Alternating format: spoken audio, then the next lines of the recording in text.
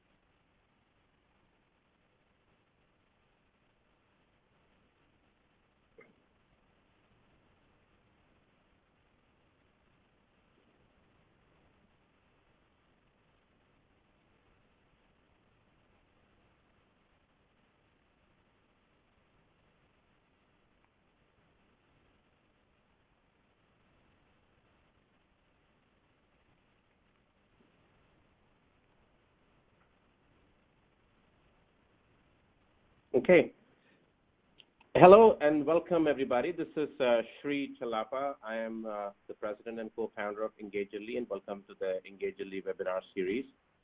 Today, we have one of our clients, Garrett Wilson, the Director of Talent and Culture at ReliaMax, talk about how ReliaMax has promoted employee engagement, especially in a highly regulated industry such as theirs. So ReliaMax is in the student loan servicing business out of South Dakota. And obviously, as everybody's aware, it's a highly regulated industry, and engagement can be, building employee engagement can be hard in an industry like that. So with that, I will turn it over to Garrett to talk a little bit about himself, introduce himself and the company, and how he has been successful in promoting engagement. Garrett? All right. Thanks, Sri. Like Sri said, my name is Garrett Wilson. I am the Director of Talent and Culture here at ReliaMax. My background from an educational standpoint, I do have my master's from the University of South Dakota in HR and did my undergrad work from Minnesota State University in Mankato, Minnesota.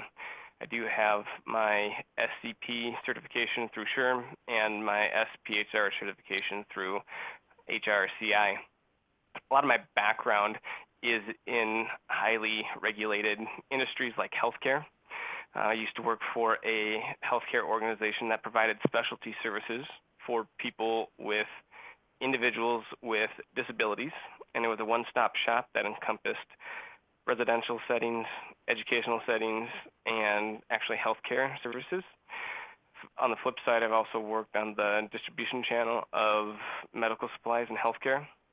I'm now very familiar with the insurance and banking regulations because of the unique industry that ReliaMax is in. I believe there is a chat function, so if anyone has questions throughout the process, feel free to go ahead and plug those in, and if I don't catch them during the slide, I will make sure to address them at the end. So thank you again to Sri for giving me the opportunity to present to you today. So some more quick background about ReliaMax, because private student loans is kind of a unique and niche market. But what we do is we help students reach their educational goals. We've built a culture in which every employee is dedicated to the simple yet profound idea that helping students really helps us all.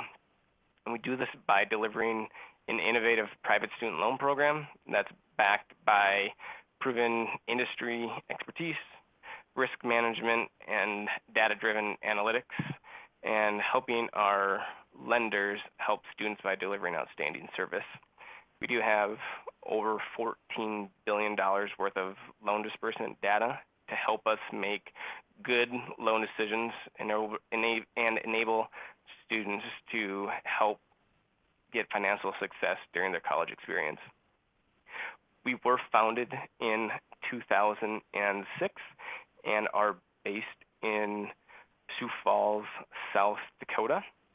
And we have employees around the country. We have employees in 7 different states, including California, New York, Minnesota, Florida, Texas, and Iowa, and one more that I can't remember off the top of my head now.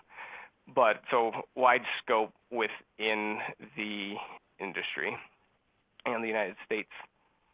So again, the industry is very unique from a regulatory standpoint because we are the only insurer of private student loans in the market. We have the Division of Insurance regulating us. Because of our unique relationship with financial institutions, all of their regulations fall onto us as well. So we have the best of both worlds, if you will. We are licensed to do business in 49 out of the 50 states, and typically each state has their own banking and insurance regulations that we need to be aware of as well. And that really presents a lot of different challenges for us and for our employees. So from an education standpoint, we need to put a really heavy emphasis on training and education for our employees. From the talent standpoint, we need to hire subject matter experts to keep evolving our business. It's a very niche market and specialized knowledge that we are trying to attract. We all know that hiring for culture is wildly important these days. So when you couple the specialized knowledge and the culture fit that we're trying to find, we need to, our candidate pool just shrinks dramatically. So we need to be, retaining and engaging our current employees and creating a great culture that is going to be attracting employees from other markets and our competitors. Another challenge being in a highly regulated industry is there's a lot of internal controls and checks and balances that we need to have in place to make sure that we are meeting all the regulatory requirements, because believe it or not, regulators just don't take your word that you're following the rules. You need to prove it, and you need to prove it with data, and whether you like it or not, it's just part of the business. So we integrate it, we work together. A lot of our business revolves around keeping others in sync. Since we have employees across the country, that information and communication flow is wildly important. You know, I just found out the other day that how a compensation structure for a new employee in my world actually affects the regulatory world and how our filings are done in one of the states. So it's important to stay in sync, and I always challenge new leaders of departments to ask other departments how the information and decisions coming out of their own world affects others in the company. I bet you'd be very surprised of how much your world affects others. But this doesn't mean that you have to always, you can't have the culture that you always wanted. Regulation within an organization means there's a certain framework of operation that you need to follow. Just don't let the perception of regulation limit you. Meet the needs of the regulators, and the rest of the world is fair game for you to develop. I understand that sometimes it's not easy balancing regulatory requirements and culture, but one key tip that I have for you today is always ask for clarification.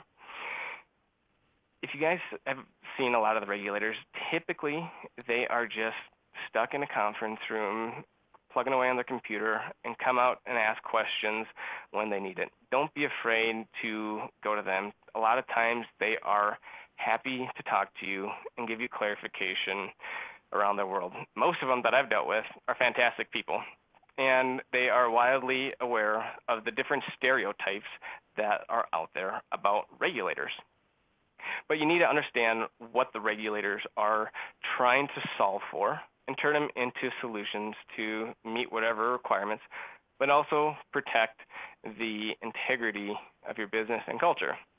It can take a little bit of probing to get in sync and a lot of legwork, but it's worth it.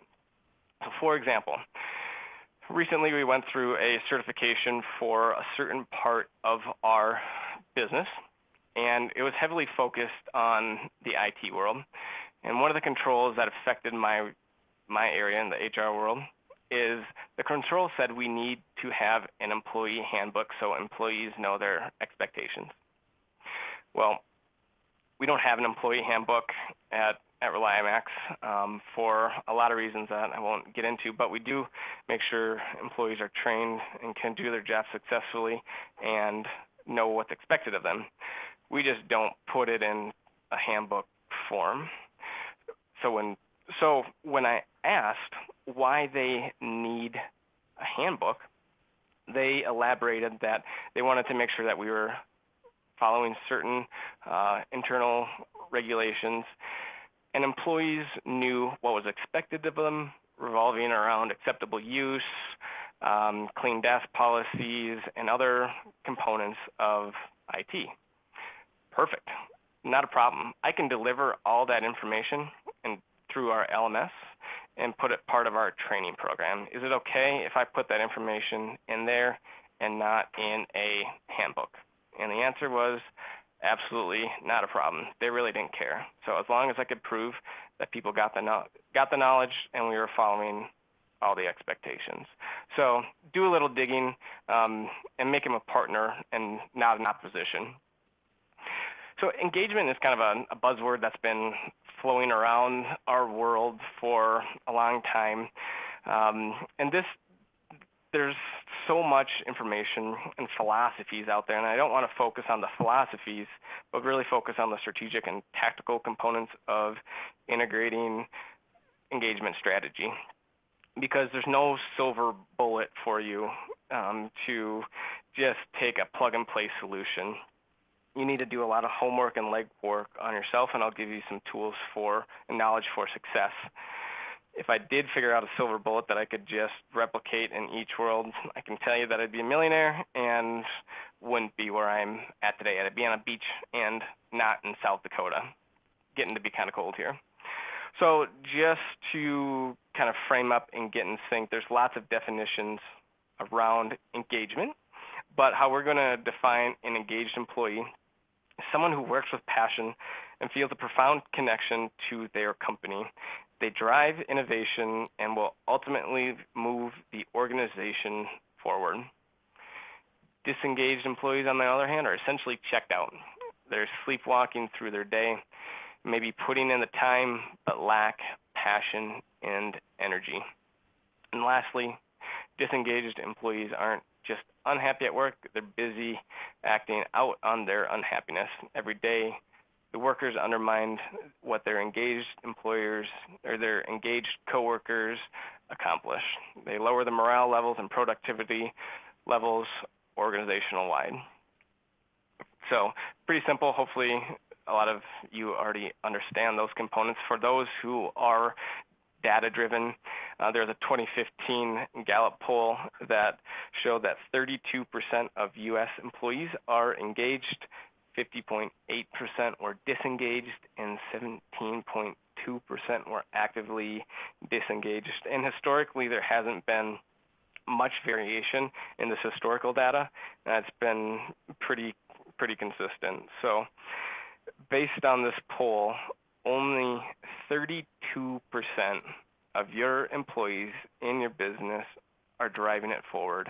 Think about that. If you want to scare your CEO this Halloween, let them know that progress and the success on their company is being driven by 32% of the workforce. Yikes. And then disengagement does cost U.S. employers roughly $450 to $550 billion a year. So there's some easy ROI. So engagement, it can be a maze, right? If you don't have a strategy in place, there's so much information that you can pick and choose from, and there's so many different components. Sometimes it's easy to see the path that you're walking on. Sometimes you have absolutely zero clue with where you're going. And engagement can have so many different components involved with it. Things like leadership, communication, rewards and recognition, personal and professional growth, job alignment with the mission and vision of the company, corporate responsibility, compensation and benefits, autonomy, purpose in your job, and more. You know, that's a lot to chew off in at once. I did a search on a search engine online and then popped in the keywords employee engagement. There's 10.5 million hits in less than a second. So needless to say, there's no shortage of ideas to help you get started. But all this data is kind of a maze, and you need to just start chopping through it, and you need to start narrowing your focus. Start organizing and mapping out what engagement looks like for your organization and filter through all the information. I mean, keep in mind that this is not an overnight fix. If you remember from the stats, 32% of engaged employees is historically consistent. So it takes a lot of legwork and effort on your end. Start communicating with all levels of the organization and get them involved. You need to leverage your expertise to understand the pain points of the company. You need to understand how your leaders manage and lead others. You need to know how others like to be led, what resources are straining on the company, and get in sync. HR is going through a really cool evolution and becoming stronger business partners within the company, and people are leveraging our expertise and talent to help develop human capital. So use your expertise to help find solutions. Because engagement is developed and supported at all levels of the organization. And then after your discussions, you'll be able to understand what kind of framework that you're dealing with as well. For example, like the CEO might not support the company buying 3 meals a day for their employees, and that's all right. But you need to understand what individuals and leadership is willing to buy into. And then you can also know how to push them out of their comfort zone. Because in typically stereotypical, highly regulated industries, there's some, a lot of legacy players, and sometimes you need to push them out to keep the business moving forward. Not out of their organization, just push them out of their comfort zone. Start pulling together available data on your employees. Demographics, generations, surveys, previous engagement surveys, org charts, and whatever you think you will need to spark conversations with others in the organizations and help you make good decisions. So you have all this information. You've had your conversations. What do? You need to build a model that fits your organization and build a roadmap. There's lots out there that can help you build out the framework. Using another search engine, it came back with 3.5 million hits when I typed in engagement model. And really what it does is provide a roadmap and how helps you figure out what initiatives are important in your company. You might be struggling in comp and benefits to at least attract employees. Or you are a more mature company and you are struggling to get people to drive innovation and get to the next stage of company growth. Either way, mapping it out helps you understand where you're at and where you need to be going. There's lots of models out there, like I mentioned. Some models are complex They have lots of shapes and arrows and things like that to help you understand everything. Other models are basic and even tie into Maslow's hierarchy of needs, going back to some high school psychology for you. Everyone is different, and there's something for everyone. But once it's established, you have to, that's your starting point, and the rest of the engagement strategy helps create your initiatives. As you well know, these initiatives should not come from the HR department. They should be a company initiative, and someone from the HR world can help guide it, but it should not be coming from your department as a push. Because the buy-in needs, like I said, needs to come from across, because those departments, whether it's operations or it's finance or whatever, they're the ones that are adopting and evolving the new initiatives, or they're getting rid of the things that aren't working. Either way, it's a team effort. So how do you know if you are moving in the right direction? Well, to get things moving, you really need to start by putting on your selling shoes. Believe it or not, you're in sales. Everyone in the company is in sales. You're selling initiatives. You're selling things that need to be implemented to others across the company that potentially cost time and money. Your clients are your coworkers. And you really need to figure out who the decision makers are and who the yes people are to be strategic and pitching your ideas to get buy-in. For example, I know at where I work, there's a leadership team that approves major initiatives. Do you think that it's at the meetings, at their leadership meetings, do you think that's the first time that I've pitched the idea? Absolutely not. I go to each one of them individually, pitch the idea, get their perspectives before the meeting, vet out their concerns, and address them.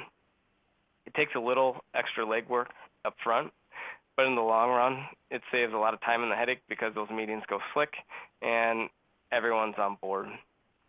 If you have an initiative that's going to require some budget exceptions, I'm going to guess that you're probably going to want to spend a little extra time with the CFO and get his blessings. How about an initiative that will take a little bit more time off the production floor? Talk about the trade-offs with your operations folks and how ultimately it'll create a stronger and more productive team. So you have to talk their language and not assume that everyone gets the benefits of engagement. You also need to understand your parameters. Like I mentioned, we live in a world with limitations, and unfortunately, we don't have unlimited resources. I'd love to give everyone free health insurance at ReliMax, but it's not in the cards. Always be flexible. You're going to find out a lot of different things about your organization that you probably didn't know, so be ready to change on a dime. Data is important, right? You need to show the ROI, and you need to have benchmarking data that helps you analyze, your success. It seems to be, or data seems to be a hot topic across all industries these days. So how do you know what you're doing is working? You need some way to measure your results. Is it retainment of your key players in the organization? Is it production time? Is it less sick time being used? The opportunities are endless depending on what you decide to do as the leader of your organization. There's lots of tools to help implement strategy and get the data that you want.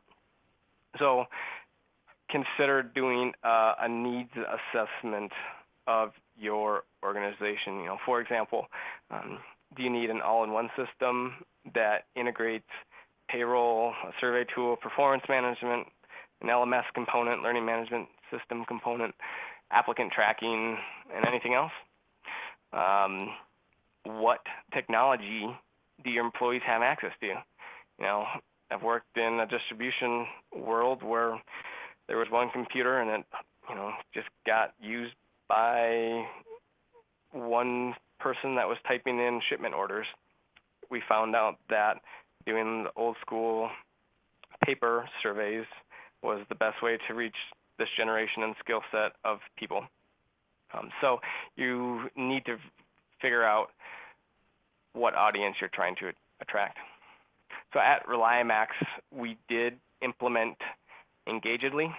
It's a robust platform that integrates a lot of modern solutions for HR practices, and specifically what we were trying to initially solve for was real-time performance management.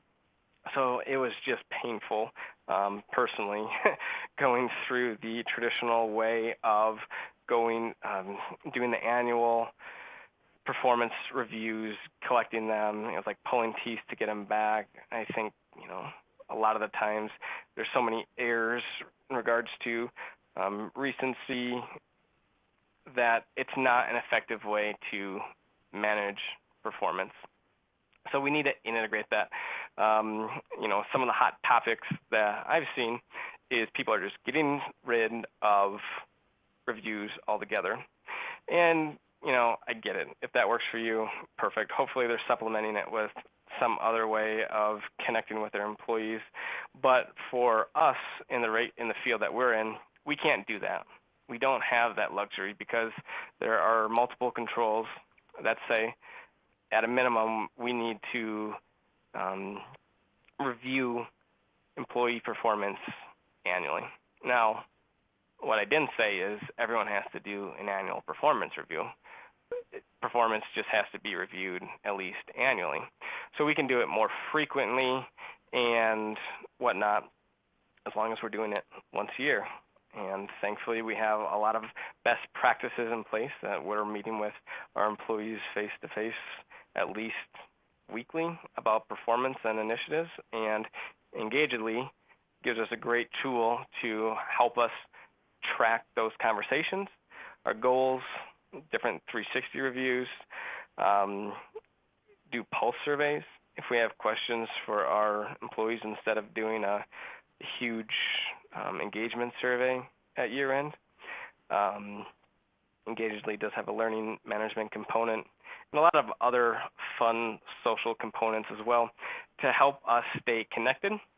It helps us minimize barriers within our organization geographically because we're in 7 different states, and being able to stay connected with them is a lot easier. We can post information out there, and typically employees are logging in to this platform much more often than, I'll say, your traditional payroll system. So it's been a great tool for us, and heard a lot of great feedback from our employees. Like I said, there's survey tools. There's lots of other ways to measure your success from Engagedly, and really just need to start somewhere. Figure out what data is important to you and how you're going to measure progress. It's not an overnight fix. Be prepared for that. And I always joke that I'm just shooting for the 80-20 rule. I'm never going to make everyone happy all the time. So if I can get 70 to 80%, I'm sitting pretty good. Another trend, again, a lot of pulse surveys. They're a good way to replace an engagement survey. And you can kind of segment different action items based on the results that you're getting. What's really important about getting data from your employees is following through with the information that you're getting. So if you have an initiative that is being sparked by some feedback that you're getting, by all means, go up to the individual and tell them thank you, and tell them that they're making an impact on the company and making it better. If you get confidential information, tell the company that you are creating these great initiatives based off of survey feedback that you're getting from everyone. It's really going to boost engagement and participation numbers when you are trying to solicit that data. Make sure you do have benchmarking information to help you measure the progress, and that'll help with presenting future ideas to leadership as you are trying to integrate new initiatives. There can be a lot of different action plans coming out of the meetings with your group. I always suggest knock off some low-hanging fruit. That will help you build momentum and get the steam rolling and people excited because they can see tangible results. You really want to get people excited and making sure that the programs are successful, especially new. The good news is with engagement is you have great job security. Once you get one initiative done, you can start another. This is ever evolving and will never be completely done. So don't get frustrated if things aren't going your way. Try something else and keep moving forward. There's been a few different times where I've implemented different strategies and programs and they've crashed and burned. That's okay. Chalk it up as a learning experience, move forward. So for those that, like to have the step-by-steps, just to kind of recap my suggestions for you is A, get others involved, whether it's regulators, your coworkers, subject matter experts. This isn't an HR problem, it's an everyone problem. Select or develop an engagement model. If your company also has like a third-party consulting firm, you could leverage their expertise to potentially develop something that fits well with your culture. Benchmark your data. Understand where you're at and where you need to be going. Start brainstorming and implementing different initiatives and include others within the organization. Measure again to track your progress, and it's okay if you don't have any progress. Keep on moving forward. And then last but not least, repeat. I don't see any questions from the audience. I'll give it like 30 seconds if anyone actually has one.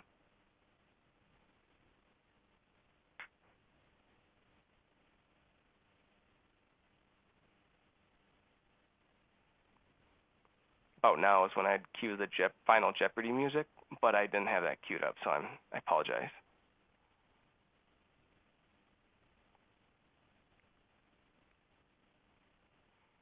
All right, people are camera shy, which I totally get.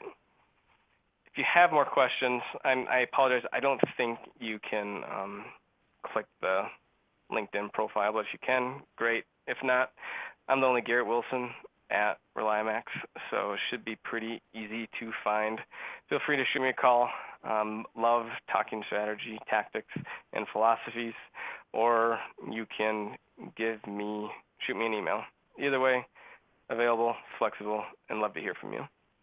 Again, thank you to Sri and letting me present, and it's been a wonderful partnership with Engagedly, and if you have any questions, just let me know.